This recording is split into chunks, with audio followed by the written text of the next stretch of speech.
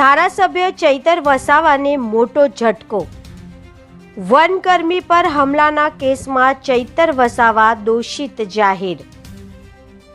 ડેડિયાપાડાના ધારાસભ્ય ચૈતર વસાવાને Rajpipla session court દ્વારા દોષિત જાહેર કરવામાં આવ્યા હોવાની વિગતો મળી રહી છે। ચૈતર વસાવા તેઓના પત્ની સહિત કુલ 9 લોકો દોષિત જાહેર થયા। આમ આદમી પાર્ટીના એમએલએ ચૈતર વસાવાને મોટો ઝટકો, વનકર્મી પર કર્યો હતો હુમલો। નર્મદા જિલ્લાના સૌથી મોટા સમાચાર સામે આવી રહ્યા છે। ડેડિયાપાડાના ધારાસભ્ય ચૈતર વસાવાને દોષિત જાહેર કરતી સેશન કોર્ટ।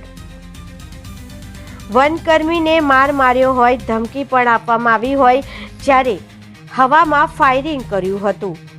2023ના કેસમાં સજા થઈ હોવાની વિગતો મળી રહી છે।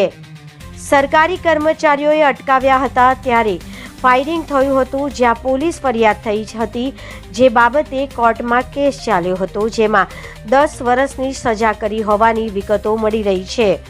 રાજપીપળા કોર્ટે ચૈતર વસાવાને દોષિત જાહેર કર્યા છે।